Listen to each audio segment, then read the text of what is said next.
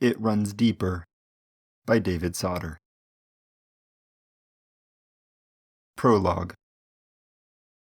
The man sat on his porch, drinking his coffee.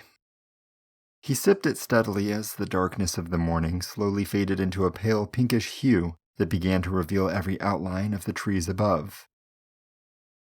The black branches against the sky stuck out like a photo negative of lightning bolts in a thunderstorm. Lightning bolts whose paths were as unpredictable as the path of the man's life up until this particular sunrise, up until this particular day. There was now a firm truth he had formulated in his mind, and that truth defined him now. This was his year. For the first time, life had handed him the controller. For the last couple of decades, the man had felt like he was stuck somewhere in that pale, foggy gray color that his eyes found themselves in when someone suddenly turned off the lights in a bright room. His vision would remain in that smog as his eyes tried to adjust to make any sense out of the blackness.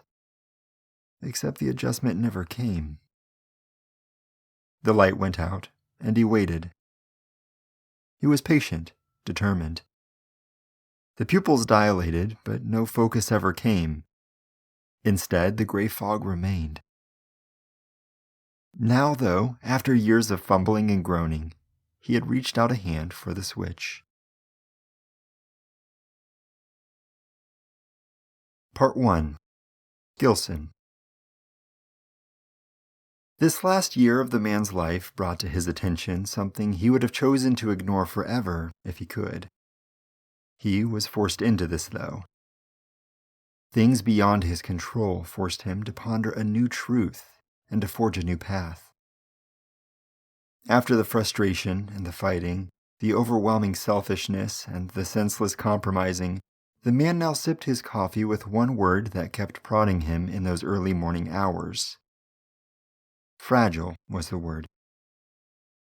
It's true that on that particular morning he was merely thinking about the fragility of his broken relationships, the fragility of his fractured family. On this morning, though, at that exact moment, that word held more meaning than he could possibly know. On that day, and in the coming week, a different kind of fragility would be determined without the man's knowledge. The fragility of society. It may seem secure at first glance, our civilized society, that is. It appears to thrive even through the hard times. It survives wars and recessions. It survives corrupt leaders. It evolves even through these trials and appears to come out unscathed and stronger than before, smarter than before. The population as a whole gives the impression of something that learns and grows so as to not make the same mistakes again. It gives the impression of being in control, or rather, the illusion of it. Because the fact of the matter, the fact that the man couldn't know yet, was that this civilized world humans have made for themselves on this planet was actually one slip-up or one accident away from being plunged back into the Dark Ages. There have been several scares over time, often threatening the populace with unthinkable disasters such as plagues and diseases. Civilization has gotten lucky, it seems, but all it would really take to destroy the imaginary wall of difference separating humans from animals is a subtle, almost completely ignored change in nature. Something that at first could not be explained. Something quiet and sinister to bring about the end of everything. The end of the world, perhaps.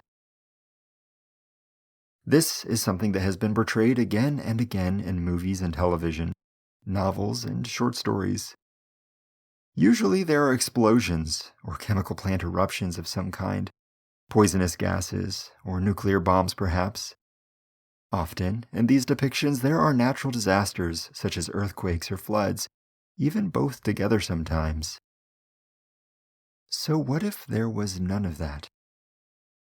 What if in reality the end of society had a quieter, more subtle entrance?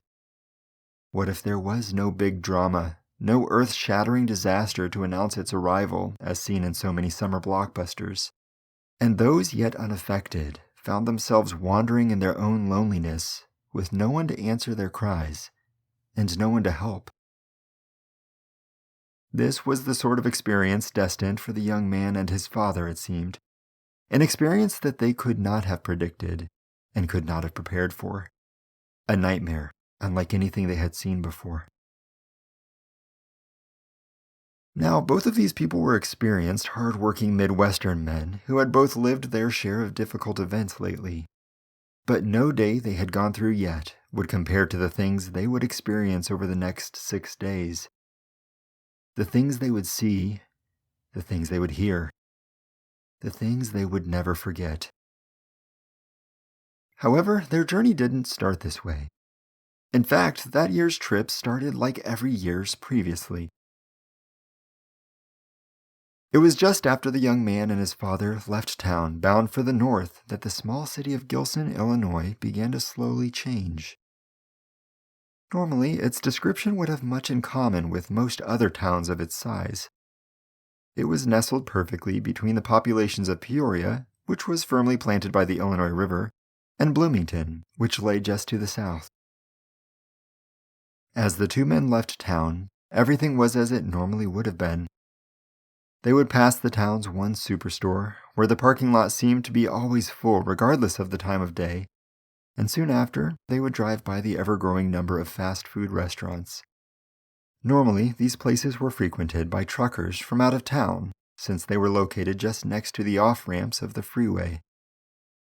But on this particular day, the parking lots were mostly bare. The two travelers would hardly take notice of this detail, and as they merged onto the interstate, they would also not notice the deteriorating amount of the usual traffic while they drove on. After they inevitably saw this, they would assume it was just a slow day, seeing as how it was late on a Friday night that they were leaving town. A majority of the Gilson population that worked in the other towns had probably let themselves off the clock early and were already home to enjoy the coming weekend. These two men had no idea whatsoever of the warning that hung in the air over Gilson that week, or the fact that most of the town's residents had taken sick days that Friday. These two didn't realize that many of the delivery truck drivers had also taken ill that day.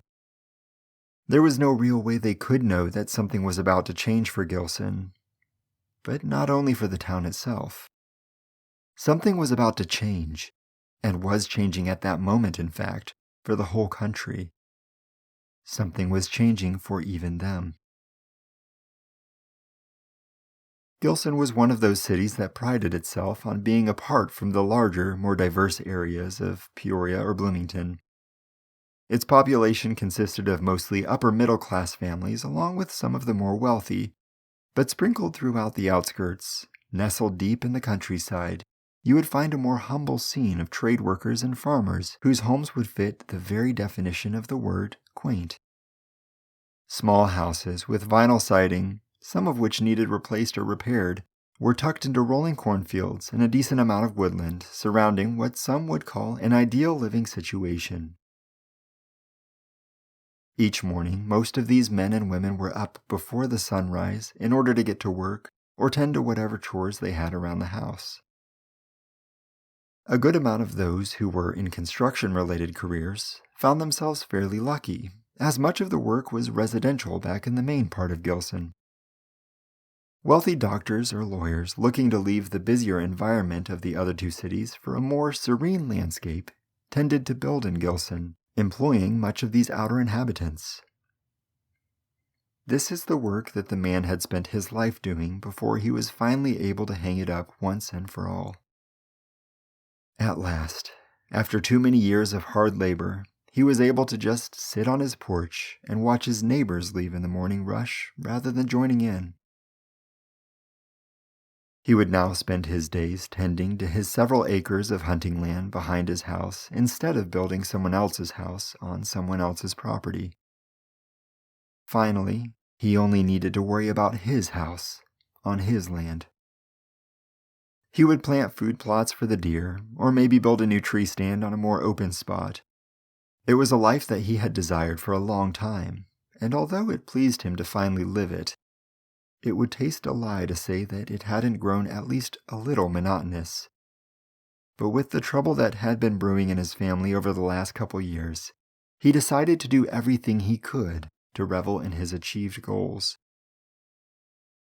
It took his mind off of everything else to focus on what he had gained rather than what he might have been in the midst of losing, no matter how much the same lonely activities might have been boring him lately. Today was different. Yes, today he was leaving for an escape of the usual and the mundane. He was going to distract himself with something else now. He and his son had packed it up, and after his son had left work for the day, they prepared to leave the small city of Gilson for a little while. If they hadn't been talking about the young man's job as they left town, they perhaps would have noticed right away the absence of cars returning home from long days at the grindstone. But they didn't. In fact, this odd behavior from the city's populace would continue for nearly a week until the emergency sirens of Gilson would ring out into the empty air.